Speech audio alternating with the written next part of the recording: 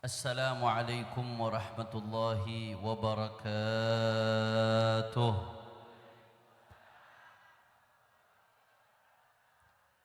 Alhamdulillah. Alhamdulillahi rabbil alamin. Wabihi nasta'in ala umuri dunya waddin. Allahumma fasalli wa sallim wa barik wa karrim wa majid wa azim على سيدنا وحبيبنا وشفيعنا ونور قلوبنا محمد الفاتح لما أغلق والخاتم لما سبق ناصر الحق بالحق والهادي إلى الصراط المستقيم وعلى آله وصحبه حق قدره ومقداره العظيم يا فتاح يا عليم. أما بعد. Para alim ulama, para asatid, para kiai, para masyayikh, para sesepuh, para tokoh masyarakat, wabil khusus khadim daripada Masjid Al-Madinah, guru kita bersama Al-Muhtaram wal Mukarram Kiai Haji Ahmad Rashid Dahlan. Tidak lupa pula yang akan memimpin kita untuk baca Maulid Nabi Muhammad sallallahu alaihi wasallam, yaitu guru kita Al-Habib Abdullah bin Ali bin Saleh bin Abdullah Al-Attas. Juga hadir di tengah-tengah kita Kiai Bukhari dan para kiai lainnya. Tidak lupa yang tadi telah menyampaikan sambutannya Bapak Wali Kota Tangerang, Bapak Haji Syahruddin Abdul Wahab. Juga hadir di sini ada Wakil Ketua DPRD Kota Tangerang, sahabat lama saya, Bapak Turidi, yang luar biasa, pejuang Palestina. Juga ada Bapak AKBP Rahmat dan semuanya. Tidak saya sebutkan satu persatu tanpa mengurangi rasa hormat dan ta'zim saya kepada beliau-beliau semua. Kita doakan mudah-mudahan guru-guru kita Allah panjangkan umurnya, Allah sehatkan badannya, Allah jaga zahir batinnya, Allah menangkan perjuangannya. Amin ya rabbal. Dan salam penghormatan yang paling istimewa saya hadiahkan kepada hadirin hadirat, muslimin muslimat, mukminin mukminat yang hadir pada pagi hari ini, jamaah Al-Madinah. Semua angkat tangannya, kita minta sama Allah, mudah-mudahan tidaklah kita keluar dari tempat ini kecuali semua dosa kita diampuni oleh Allah. Yang sakit Allah angkat penyakitnya, Allah sehatkan badannya. Semua yang hadir dilapangkan rezekinya, dikabul hajat-hajatnya, dibahagiakan dari dunia sampai akhiratnya. Amin ya rabbal alamin. Ahibba'il kiram, alhamdulillah, pada malam hari ini Masjid Al-Madinah pagi begini Bu, kalau ceramah kurang tidur Bu. Pada pagi hari ini Masjid Al-Madinah mudah-mudahan terasa betul-betul seperti Madinahnya Rasulullah SAW.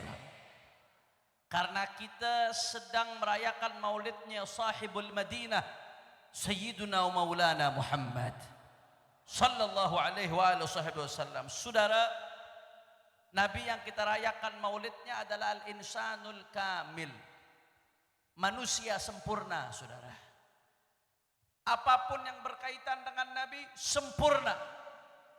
Di antara bentuk kesempurnaan kamal basyari yang dimiliki oleh baginda Nabi Muhammad sallallahu alaihi wasallam adalah kamal akhlaqi, kesempurnaan akhlak. Saudara, saking sempurnanya akhlak kita punya Nabi, sampai-sampai dari sekian banyak kesempurnaan yang ada pada diri Nabi, yang Allah tonjolkan dalam Al-Quran, yang dipuji adalah akhlaknya Rasulullah sallallahu alaihi wasallam. Wa innaka la'ala khuluqin azim.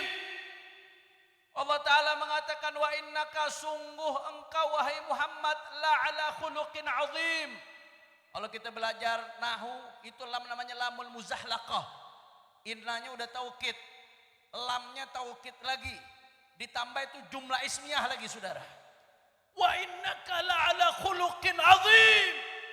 Kalau kita artikan tuh, sungguh engkau wahai Muhammad benar-benar, udah sungguh benar-benar, la'ala khuluqin azim, memiliki akhlak yang agung. Itulah akhlaknya baginda Nabi besar Muhammad sallallahu alaihi wasallam. Saudara, kenapa akhlak Nabi begitu hebat? Karena akhlak adab Nabi bukan didikan manusia, saudara. Bukan didikan manusia, bukan juga hasil belajar, bukan hasil baca buku. Tapi akhlak Nabi sebagaimana Allah Subhanahu wa taala mengatakan, Nabi mengatakan di dalam hadisnya, "Adabani Rabbi fa ahsana ta'dibi."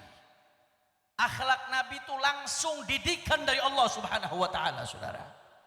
Nabi yang menyatakan, "Adabani Rabbi fa ahsana ta'dibi." Aku dididik oleh Tuhanku sehingga sebaik-baiknya pendidikan adalah pendidikan yang aku dapatkan. Makanya kadang kita nggak berpikir kenapa Rasulullah SAW dilahirkan dalam keadaan yatim. Ketika Nabi lahir, Nabi masih di perut ibunya, ayahnya sudah wafat, saudara. Nabi masih kecil, ibunya udah meninggal. Diurus sama kakeknya, kakek Nabi juga wafat, saudara. Apa hikmahnya? Padahal kalau Allah mau, Allah bikin ayah Nabi hidup, membesarkan Nabi, Allah mampu apa kagak? Ini lemes-lemes banget ya mahal Madinah nih. Biasanya nggak begini, mampu apa kagak? Mampu apa kagak? Kalau Allah mau bikin ibunya Nabi ngelihat Nabi sampai tua, mampu apa kagak? Kalau Allah mau bikin kakeknya Nabi bisa membesarkan Nabi apa Nabi dewasa, Allah mampu apa kagak? Tapi kenapa hikmahnya? Kekasih Allah, Nabi besar Muhammad sallallahu alaihi wasallam masih dalam perut ibunya, ayahnya sudah wafat. Nabi masih kecil, ibunya wafat, saudara. Dipegang sama kakeknya, kakeknya wafat. Saudara, karena Allah pengen nunjukin, andai ayah Nabi bisa ngegedein Nabi, saudara, nanti orang akan bilang, oh akhlak mulianya Rasulullah hasil didikan ayahnya. Andai ibunya Nabi SAW ngalamin Nabi sampai gede, orang bakal bilang, oh pantes, itu akhlaknya Muhammad hasil didikan ibunya. Andai kakeknya Nabi betul-betul bisa hidup sampai Nabi dewasa, orang bakal bilang, oh itu akhlak Nabi yang luar biasa hasil didikan kakeknya. Allah gak mau itu, saudara. Allah pengen tunjukkan kepada semua umat manusia bahwasanya akhlaknya Rasulullah yang luar biasa, yang begitu sempurna, yang tiada duanya, bukan hasil didikan ayahnya. Ayahnya wafat, beliau masih dalam perut. Bukan hasil didikan ibunya, ibunya wafat, beliau masih kecil. Bukan hasil didikan kakeknya, kakeknya wafat ketika beliau masih kecil. Tapi Allah pengen tunjukkan akhlak Nabi hasil didikan Allah Subhanahu wa taala, saudara. Allahu Akbar. Makanya Nabi mengatakan, "Adabani Rabbi fa ahsana ta'dibi." Kata Syekh Muhammad Sa'id Ramadan Al-Buti dalam kitabnya Fiqh Sirah, itu hikmahnya. Kenapa ayah Nabi, ibu Nabi, kakek Nabi sallallahu alaihi wasallam wafat ketika beliau masih kecil, supaya orang semua tahu orisinalitas, keaslian akhlak Nabi bukan hasil didikan manusia, bukan hasil belajar, bukan hasil baca buku, tapi akhlak kita punya Nabi langsung murni didikan dari Allah Subhanahu wa ta'ala. Makanya Habib Ali Habsyi bilang, wa ma min khuluqin fil bariyati mahmud illa wa huwa mutalaggan an zainil wujud. Kata Habib Ali Habsyi, semua yang baik ini di atas muka bumi itu bersumber dari akhlaknya Rasulullah sallallahu alaihi wasallam. Kalau sekarang ada manusia jujur, fahadha mustamaddun min sidqin nabi. Bersumber dari kejujurannya Nabi. Kalau sekarang ada manusia berbuat baik, maka berbuat baik ini bersumber dari perbuatan baiknya Rasulullah sallallahu alaihi wasallam. Kalau ada sekarang orang yang amanat, orang yang saudara betul-betul menjalankan apa yang diberikan oleh Allah, maka amanat tersebut bersumber dari amanatnya Rasulullah sallallahu alaihi wasallam. Semua akhlak yang baik bersumber dari akhlaknya baginda Nabi besar Muhammad sallallahu alaihi wasallam. Makanya saudara, para ulama mengatakan karena akhlak Nabi ini hasil didikan dari Allah dan merupakan sumber kebaikan. Kalau nih akhlak dijaga, semua keadaan bakal baik, saudara. Tapi begitu akhlak ini ditinggalkan, semuanya bakal kacau. Makanya ada ulama namanya Amir Syukeb Arsalan, nulis kitab Limada ta'akharal muslimuna wa taqaddama ghairuhum. Ini kenapa orang Islam kok bisa terbelakang, sedangkan selain orang Islam saat ini maju. Padahal dulu orang Islam yang maju. Di zaman dulu Pak, di zaman keemasan Islam, itu orang-orang Eropa kalau mau belajar teknologi ke Baghdad, belajar teknologi ke Basrah, ke Kufah, ke Damaskus. Luar biasa, umat Islam waktu itu jadi kiblat rujukan dalam segala hal kemajuan. Tapi sekarang keadaannya berbalik. Saking gak berdayanya umat Islam, sampai kemarin beberapa bulan, saudara, untuk masukin sesuap nasi aja ke Gaza kita gak berdaya. Padahal itu yang namanya Gaza dikelilingi negara-negara Islam. Saya sering sampaikan, Israel kecil, sekelilingnya negara-negara Arab 23 negara dengan total penduduk lebih dari 300 juta orang. Tapi sempat 1 bulanan gak berdaya untuk masukkan sesuap nasi ke Gaza. Untuk buka perbatasan aja gak mampu, saudara. Saking bobroknya, lemahnya kekuatan politik umat Islam. Makanya kita terima kasih banyak kemarin Kiai Rosyid, Bapak Turidi, Bapak Wakil Ketua DPRD bersama rombongan mati-matian berusaha membawa amanat dari masyarakat Tangerang untuk bisa sampai ke masyarakat Gaza. Sampai bela-belain bantuan dikirimnya pakai pesawat, saudara. Luar biasa. Mudah-mudahan ini jadi saksi besok orang Tangerang gak diam melihat penderitaan saudara-saudaranya di Gaza, saudara. Mudah-mudahan Rasulullah bangga sama masyarakat Tangerang yang peduli sama Gaza. Amin ya Rabbal. Saking gak berdayanya, saking lemahnya politik kita gak berdaya. Ente teriak-teriak kowar-kowar di PBB setengah mati, Amerika jatuhin hak veto, selesai bubar, saudara. Bobrok umat Islam. Ekonomi gak berdaya kita, politik gak berdaya, sampai pendidikan kita begitu dipengaruhi oleh pemikiran-pemikiran barat. Gak bisa kita menjaga orisinalitas pendidikan kita saat ini, saudara.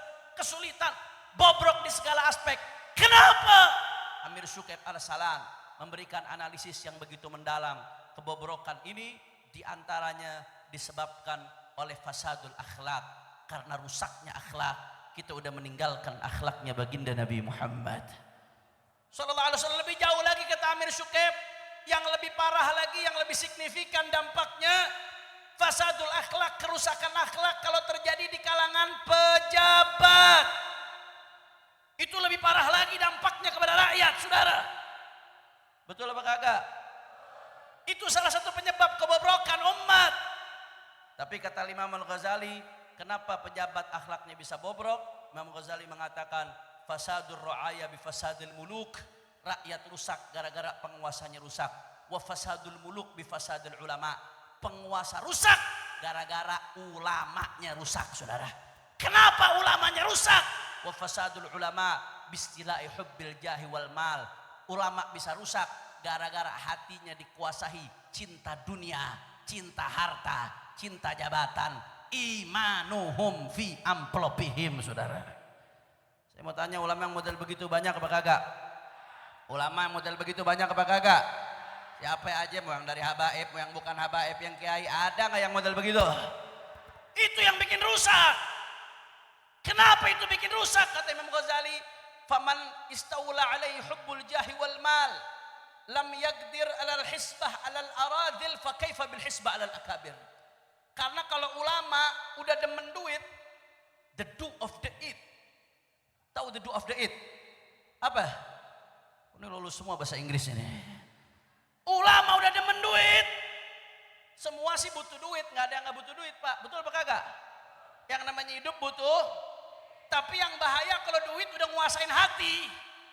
Jadi orientasinya dikit-dikit duit. Pikirannya dikit-dikit duit. Tujuannya dikit-dikit duit, seolah-olah gak bakal mati, saudara. Sampai rela mengorbankan prinsipnya gara-gara duit.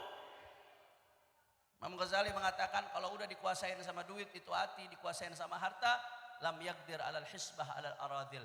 Negor wong cilik aja nggak bakal berani. Fa kaifa bil hisbati alal akabir, apalagi negor orang yang gede, saudara. Kalau udah nggak berani negor ulama, nggak berani meluruskan, lama-lama kejahatan dianggap normal, penyimpangan dianggap normal, kezoliman dianggap normal. Akhirnya kalau itu udah terjadi, apa yang akan terjadi? Rakyat yang merasakan akibatnya. Akhlak makin bobrok, umat makin bobrok, makin jauh daripada akhlaknya baginda Nabi Muhammad. Jelas apa kagak? Jelas apa kagak? Saya mau kasih contoh yang sederhana kemarin di akhir Agustus. Kerusuhan di mana-mana, Pak. Ribut di mana-mana. Di Jakarta bakar-bakaran. Apa namanya? Halte dibakar-bakarin. Pos dibakar-bakarin. Sampai pintu tol dibakar. Saya sampai sekarang mau masuk pintu tol Seripi susah, Pak. Bekas dibakar itu pintu tol Seripinya diganti sama terop sama tenda. Begitu saya masuk tol ini siapa mau kawinan di tol? Diganti tenda. Saya pikir di Jakarta doang begitu, Bandung juga nyala. Surabaya gedung Gerahadi dibakar. Cagar budaya, saudara. Tempat wakil gubernur. Di Makassar gedung DPRD dibakar. Saya mau tanya, jawab yang jujur. Masyarakat Tangerang ngelihat negeri kita sempat kacau balau begitu, sedih apa kagak? Prihatin atau tidak? Khawatir atau tidak? Khawatir, saudara. Kita khawatir, kita sedih. Indonesia terlalu mahal untuk dihancurkan, betul atau tidak? Indonesia terlalu indah untuk diacak-acak, betul apa kagak? Tapi di sisi lain kita juga mesti sadar, itu kerusuhan-kerusuhan yang terjadi, saudara, itu ibarat asap. Kalau nggak ada api, nggak bakal ada. Kenapa ada asap? Gara-gara ada api. Jangan cuma sibuk bagaimana caranya kerusuhan adem. Itu ibarat kalau sibuk cuma bagaimana caranya kerusuhan adem tanpa menyelesaikan akar masalah. Itu ibarat saudara ada asapnya ditiup, puh, puh, puh. Tapi sumber apinya didiemin, dibiarin. Satu titik asap dia padamin, sumber api didiemin, itu sumber api bakal ngerembet ke tempat lain, ngebakar tempat lain, menciptakan api yang lebih banyak, saudara. Betul apa kagak? Betul apa kagak? Ini fakta, nggak bisa. Terlepas, ya mungkin ada yang menunggangi, ya mungkin ada yang memancing di air keruh, saudara. Di politik memang begitu selalu, saudara. Tapi kita mesti jujur, akar masalah, kerusakan akhlak akar masalahnya. Kenapa kemarin rakyat marah? Gara-gara banyak pejabat yang kagak Rakyat lagi marah sama DPR. Minta DPR dibubarin akhirnya. Tahu ada petinggi DPR ngomong, itu rakyat yang minta bubarin DPR, setolol-tololnya tolol, saudara. Akhirnya rakyat marah, rumahnya digeruduk, dijarah, diambil ijazahnya. Banyak 6-nya, saudara. Saya nggak membenarkan penjarahan, Pak Rahmat. Penjarahan hukumnya haram. Penjarahan hukumnya apa? Saya juga aktivis. Bukan sampai di penjara jadi aktivis, saudara. Tapi bagi saya penjarahan hukumnya haram, ghosab. Ngambil sesuatu yang bukan haknya. Dia akan mempertanggungjawabkan di hadapan Allah Subhanahu wa taala. Saya juga bukan lagi setuju perusakan fasilitas publik. Enggak, saya enggak setuju. Itu fasilitas publik yang dirusak, pintu tol, pos, halte. Saya mau tanya, bangunnya pakai duit pejabat atau duit rakyat? Duit rakyat. Berarti kalau itu rusak yang rugi siapa? Ya rakyat. Fasilitas publik dirusak, rakyat rugi. Akhirnya mesti diperbaiki, pakai duit rakyat lagi. Proyek lagi, korupsi lagi, saudara. Betul apa kagak? Gue jujur aja dah yang ngomong dah. Gak perlu kita ngomong manis-manis mulu, akhirnya diabetes. Sekali-sekali mesti ngomong pahit, walaupun pedih tapi bisa bikin luka sembuh, saudara. Betul? Betul? Masya Allah, rakyat lagi pada susah. Bulan Agustus kemarin, anak naik-naikan. Belum yang mesti bayar uang pangkal. Belum yang mesti bayar daftar ulang. Belum mesti beli tas, beli sepatu. PHK lagi banyak di mana-mana. Pajak tinggi, kebutuhan hidup mahal. Betul apa kagak?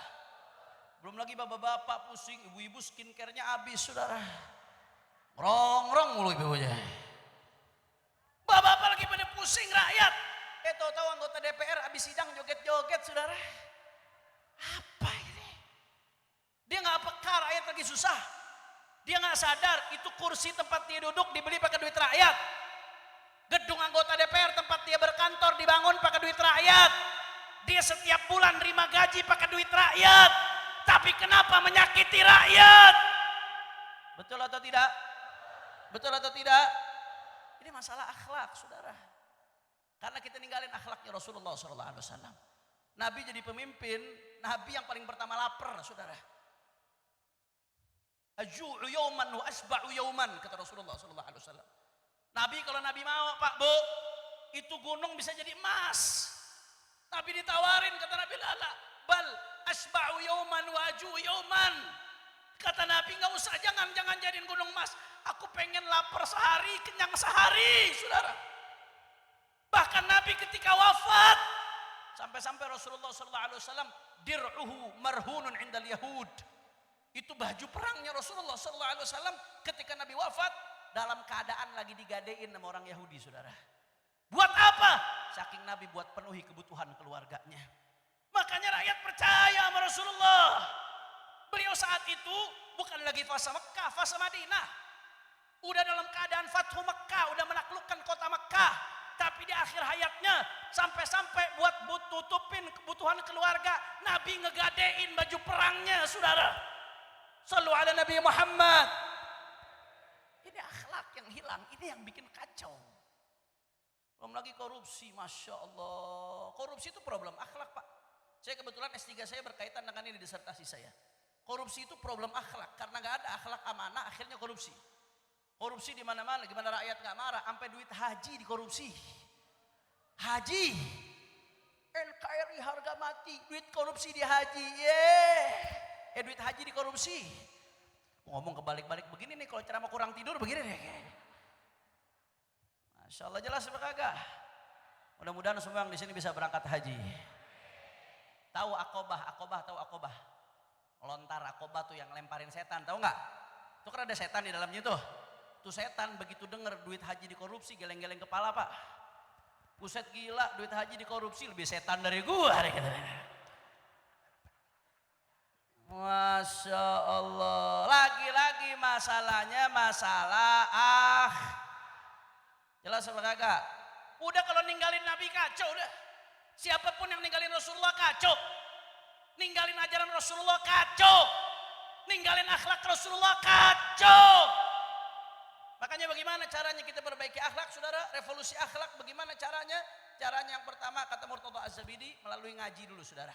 Siapapun di tingkatan masyarakat manapun, mau rakyatnya mau pejabatnya wajib Makanya saya nggak setuju kalau ada orang bilang ilmu lebih dulu dari akhlak. Kata siapa? Lu kalau nggak ada ilmu bagaimana caranya berakhlak? Berakhlak itu rabbaniyatul masdar, bukan sekedar seenaknya jidat ente. Akhlak itu diambil dari akhlaknya Rasulullah. Maka butuh ilmu. Kalau dia nggak ada ilmunya bagaimana caranya mau berakhlak, saudara? Makanya mesti ngaji. Semuanya mesti ngaji. Yang laki, perempuan, mesti ngaji akhlaknya Rasulullah. Yang rakyat, yang pejabat, mesti ngaji akhlak Rasulullah. Apapun profesinya, mesti ngaji akhlaknya baginda Nabi besar Muhammad. Kata Al-Murtada Az-Zabidi dalam Ithaf Sada Al-Muttaqin Bisyarah Ihya Ulumuddin, tahapan perbaikan akhlak ngaji dulu. Setelah ngaji dia belajar, dia tahu mana yang baik, mana yang buruk. Setelah itu ta'wid, dibiasakan. Yang baik dikerjain, yang buruk ditinggalin, saudara. Dan yang kedua, bagaimana cara perbaikan akhlak? Ulama bersama umat harus menjalankan fungsinya dalam bernegara. Apa fungsi ulama bersama umat dalam bernegara, saudara? Fungsi ulama bersama umat, kalau ada hal-hal yang baik dalam bernegara, ulama wajib dukung, wajib support, wajib taat. Itu tugas ulama bersama umat, saudara. Ulama bersama umat bukan musuh pemerintah, tapi bukan juga penjilat pemerintah, saudara. Betul apa kagak? Ulama bersama umat nggak boleh jadi musuh pemerintah, tapi nggak boleh juga jadi penjilat pemerintah. Artinya bagaimana? Kalau ada yang baik, yang positif, support, dukung, taat. Allah yang bilang dalam Al-Quran, ati'ullah wa ati'ur rasul wa ulil amri minkum. Kita disuruh taat sama ulil amri. Al-Imam Ibnu Jarir At-Tabari di dalam tafsirnya menjelaskan di antara penafsiran ulama yang dimaksud ulil amri di sini adalah mereka-mereka orang yang Allah Ta'ala berikan wewenang di dalam mengatur rakyat, saudara. Taat kalau ada yang baik kita dukung. Tapi kalau ada yang menyimpang, apalagi ada yang zalim, apalagi ada yang melanggar syariat, ulama bersama umat wajib amar ma'ruf nahi munkar. Jangan diam. Itu tuntutan syariat amar ma'ruf nahi munkar, saudara. Dan dalam konteks demokrasi, kan katanya sekarang orang maunya demokrasi. Konteks demokrasi pun kita didorong buat amar ma'ruf nahi munkar. Cuman bedanya bahasa demokrasinya kontrol sosial. Kalau bahasa Nabi, bahasa syariat, amar ma'ruf nahi munkar. Ini jalan buat kita revolusi akhlak, saudara. Ada yang baik, kita dukung. Support. Ada yang buruk, saudara. Maka jangan kita diamkan. Tegur, kritisi. Karena kalau keburukan didiamkan, akan dianggap normal. Akan dianggap biasa. Akan dianggap baik. Kalau sudah keburukan dianggap baik, saudara, maka tinggal tunggu kehancuran. Na'udzubillah min. Maka ayo, saya nggak pakai panjang lebar. Kita pengen sama-sama dengarkan maulid dari Al-Habib Abdullah bin Ali Al-Attas. Ngajinya kita lanjut bulan depan lagi, saudara. Tapi ayo sama-sama kita revolusi akhlak dengan cara yang berakhlak. Setiap dari diri kita, ayo ngaji, saudara. Setelah ngaji, ayo berusaha terapkan itu akhlak. Mulai dari diri kita, di tengah keluarga kita, di tengah masyarakat kita, di tengah lingkungan kita, termasuk dalam konteks bernegara. Jalankan akhlaknya Rasulullah. Kalau sudah menjalankan akhlaknya Rasulullah SAW, ini negara bakal baik, insya. Oke, saya mau tanya semua masyarakat Tangerang, siap revolusi akhlak? Orang kompak, siap revolusi akhlak? Siap revolusi akhlak? Siap jadi pejuang-pejuang akhlak? Siap belajar akhlak? Siap menerapkan akhlak? Siap mulai dari diri sendiri? Takbir! Semua angkat tangannya Al-Madinah, takbir! Takbir! Sallu ala Nabi. Terakhir, saudara, saya nggak sholawatan lagi karena nanti sholawatannya bareng Habib Abdullah, saudara. Saya cuma mengundang masyarakat Tangerang, insya Allah hari Kamis malam Jumat 16 Oktober. Tanggal berapa? Hari Kamis malam Jumat. Kami dari Majelis Huraidah yang Al-Fakir pimpin sendiri akan mengadakan Jakarta Barat bersolawat yang ketiga. Mulai Isya berjamaah. Sebelum Isya biar udah datang, biar kebagian tempat. Habis itu sampai selesai, insya Allah yang ceramah Imam Besar Al-Habib Muhammad Rizik bin Husain bin Syihab. Dan yang baca maulid guru kita Habib Abdullah bin Ali Al-Attas bersama munsyid-munsyid lainnya. Tanggal berapa? Hari apa? Malam Jumat. Sebelum Isya udah datang ya. Insya gue ngajar tiap bulan di sini. Giliran aku bikin acara, awas orang Al-Madinah kagak datang, saudara. Nah, pokoknya Kiai Rosid dari Al-Madinah minimal 2.000 orang, insya Allah. Amin. Siap hadir? Pokoknya semua saya undang. Yang laki, yang perempuan, sebarkan semuanya. Undangannya sebarkan, siarkan. Di mana, Beb? Oh, saya lupa kasih itu tempatnya. Di Kampung Baru, Bu. Dekat Kelurahan Sukabumi Selatan. Kecamatan Kebon Jeruk, Jakarta. Dari sini tinggal lurus ke arah Joglo. Terus lurus Kelapa 2, perapatan Kelapa 2 belok kanan dekat Pasar Impres. Ya, deket ya. Tinggal gelinding dari Al-Madinah, saudara. Pokoknya awas sampai kagak hadir. Siap hadir? Siap siarkan? Pokoknya itu malam kita kirimkan jutaan sholawat untuk baginda Nabi besar Muhammad sallallahu alaihi wasallam. Ini saja yang saya sampaikan. Allahumma ja'al jama'ana hadza jama'an marhumah wa tafarruqana min ba'dihi tafarruqan ma'suma wa la taj'al ahadan fina wa la minna wa la ma'ana syaqiyan wa la mahruma. Allahumma hdina bihudak waj'alna mimman yusari'u fi ridak wa la tuwallina waliyan siwak wa la taj'alna mimman khalafa amraka wa 'asak waghfir lana wa liwalidina wa liauladina wa li ahbabina hajat. Mudah-mudahan berkat Maulid Nabi ini pagi yang punya hajat semuanya gobul. Yang punya hajat semuanya gobul. Yang punya utang lunas, yang punya kesulitan Allah bikin mudah, yang hatinya lagi susah Allah bikin senang. Bijahin Nabi wa alin Nabi wa ashabin Nabi. Allah yaqdilana al-hajat al-hissiyah wal-ma'nawiyah dunyawiyah wa ukhrawiyah bijahi khair bariyah. Thumma ila ruh man ismuhu sara isma li baiti dhiyafah Kiai Al-Haj Maimun Zubair wa ila ruh.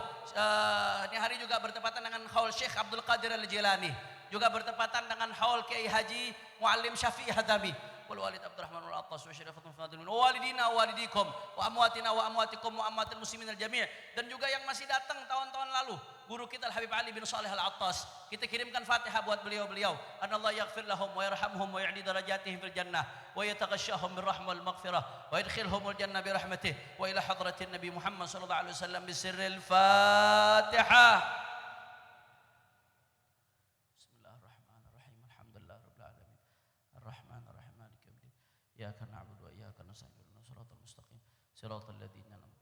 Saya tabarrukan ikut maulid bentaran, nanti saya izin kalau di pertengahan acara saya pulang minta maaf karena saya harus ngajar di Petamburan, setelah itu harus ngisi di hallnya Muallim Ki Syafi Hadami di Kebayoran Lama. Insyaallah ini hari kita kumpul di tempat ini buat ngerayakan maulid Nabi. Mudah-mudahan besok di akhirat kita kumpul sama Rasulullah sallallahu alaihi wasallam. Assalamualaikum warahmatullahi wabarakatuh.